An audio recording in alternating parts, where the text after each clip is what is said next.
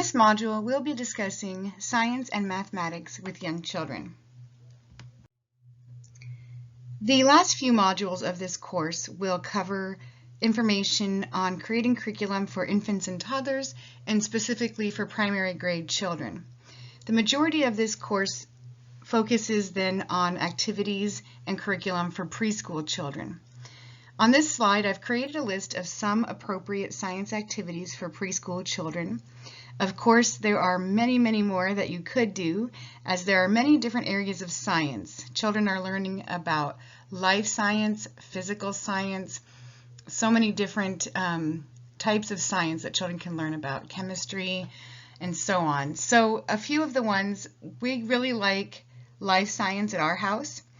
I not only am a professor at FSW, but I also homeschool my own children.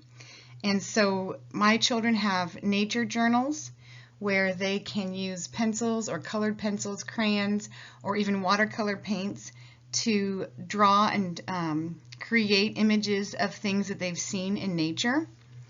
Nature walks is a favorite activity as well. When I taught preschool in Omaha, we actually had a kind of a park right behind the school, and there was a path that would take us about 15 or 20 minutes to walk around the path that began and ended at the school. And so I would take my children on that walk, and when I taught preschool, again, it was in Nebraska, so we could do that in different seasons and look for signs that, signs of fall, what are the signs that winter is coming, and then spring. With young children, you can catch and study bugs.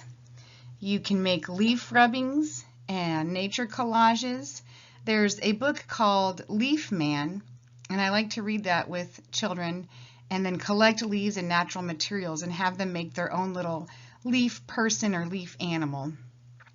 You can plant seeds or a whole garden if you have the space and resources to do so. You can watch caterpillars change into butterflies or watch chicks hatch. This picture on the slide is from our homeschool, and we do some classes at Shaker's Acres, which is a farm with some science and art classes for homeschool children. And they have an experience where you can you pay to get the incubator, the eggs, and everything you need for the new chicks. And then you incubate the eggs for 3 weeks, and then you keep the chicks for 1 week, and then you return it to the farm with no commitment. And that's what we did here, was we were able to learn how to incubate the chicks and how to care for a newborn chick. And then after a week of having the baby chicks, we returned them to the farm. The nice thing here was we could go and visit the chicks later on. My daughter's always sad to take them back. There's other life cycles you can learn about, of course, in addition to that. You can get ladybugs or tadpoles and watch them change. Of course, the tadpoles and the caterpillars are interesting because you can experience that metamorphosis that happens in their life cycle. You can get guest speakers to come who bring animals into the classroom. Again, when I taught in Nebraska, I had an organization called Raptor Recovery come, and they would bring like an owl or another type of bird that had been rescued into the classroom to let children see it, which was really a neat experience. Field trips are always a great way for children to experience science and get that meaningful life experience and to learn about the world around them. So as far as life science goes, you can go to farms and zoos. Children's museums have chances for children to learn about physical science, playing with balls and ramps and water and sand and different things. You can also pick fruit at an orchard or in field. Again, with my own children, we've picked blueberries and strawberries. In Nebraska, we've gone to an orchard and picked apples. And that's just a great way for children, first of all, to get that outdoor time that's so valuable for all areas of their development and well-being, but also for them to see how the food is actually grown and where it comes from. So I mentioned this, but playing with balls, ramps, and blocks is a great way to experiment with gravity and physical science. Sink and float is a great activity for young children.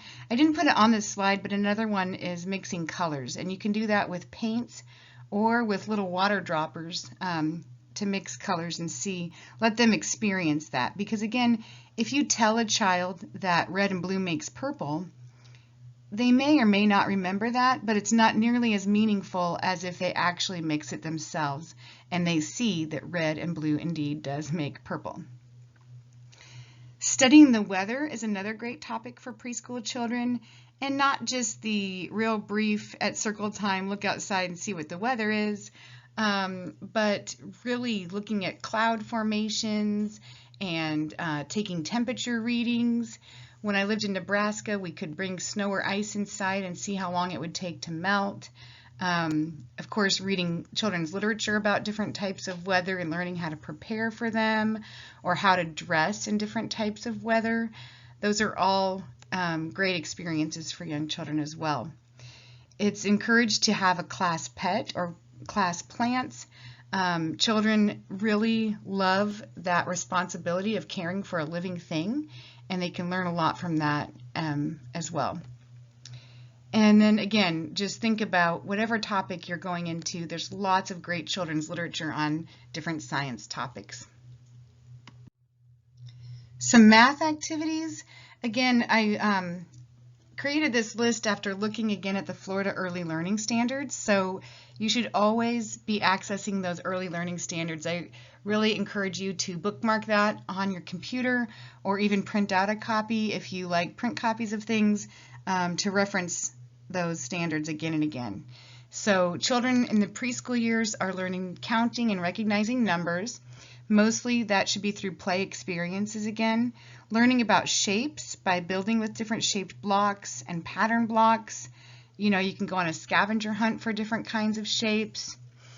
One thing I would do is we had a die cut machine that would die cut basically paper pattern blocks, different sizes and shapes. And so I would do that and then have children create a shape picture using different shapes. Children are learning to copy, extend, and create patterns with different materials. So this could be with blocks, red, blue, or it could be sounds such as, or actions like clap, stomp, clap, stomp. Children are learning to add and subtract with real objects. Preschoolers shouldn't be doing a lot of worksheets. They really need that hands-on real. I would teach math lessons to my preschoolers by giving them, one example is giving them a blue piece of paper to be a pond and giving them some little fish or duck counters and then telling a little story or even a song like the 5 little ducks went out one day and over the hills and far away, Mama Duck quack, quack, quack, quack, and only 4 little ducks came back. So then you can talk about, you had 5, we took 1 away, how many are left? Using a balance scale is a great math activity. So holding 2 objects in your hand, which ones do you think weighs more? Comparing object sizes. So of course, that's including some vocabulary such as larger, smaller, taller, shorter. And then measuring using non-standard measurements. So example, how many of these wooden cubes do you think will fit from one side of your table to the other? Or how many, if you measure your foot, how many of your feet from this side of the rug to the other side? You can incorporate technology into math and science activities in a variety of different ways. We do want to limit screen time for young children, especially passive screen time. They get a lot of that at home already, such as just watching cartoons or different shows, even educational shows. So in the classroom, you really need to think about what the purpose of the technology is. So of course, we do want children to begin using a computer and a mouse and learning that hand-eye coordination. Digital cameras are great. Children love taking pictures, and it's great to see things from their perspective. And they can use those digital cameras to tell stories. I saw an activity where children used a digital camera to take pictures of the life cycle of a pumpkin. So you could plant pumpkin seeds and take a picture of the seed and then the sprout and the flower and then the pumpkin and put those together to make a book, either an e-book on the computer or actually print them out and make a class book too. Tablets, there's a lot of great ways to use tablets and interactive whiteboards and short YouTube videos. I will post a link to the recommendations from the American Academy of Pediatrics on limiting screen time, however. And again, if you use screen time or technology in your class, just be sure again that it's meaningful, it's not passive, and children are using it to interact with the world around them and with other children. I think in Module 4 I mentioned using having a computer center and having 2 chairs per computer so that children can work together on projects on the computer. The teacher's role in teaching science and math, a lot of times it can be more of a facilitator role. As I'm saying, children are going to be exploring materials and kind of setting up their own experiments and just problem solving throughout the day and throughout their own play.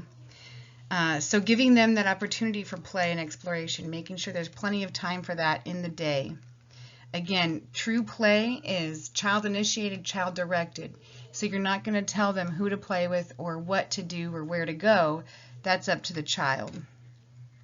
You can have limits, of course, on how many children in the center area and things like that, but they decide. And then children should have plenty of outdoor time and access to natural materials. So take a look at your outdoor space. If it is all anchored playground equipment on a blacktop, then find ways to include natural materials. Maybe you can bring in sticks, rocks, flowers, seashells. Again, maybe you can plant some seeds or bring some animals in or catch bugs, whatever that means.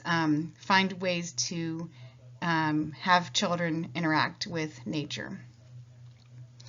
And then a great way to encourage the inquiry of young children and to foster their creativity is just by questioning and asking them what they're thinking and how could they solve this problem, and also acknowledging their interests and what they are working on. And of course, thoughtfully preparing the environment is a huge role of the teacher, and choosing materials carefully based on children's interests and the standards.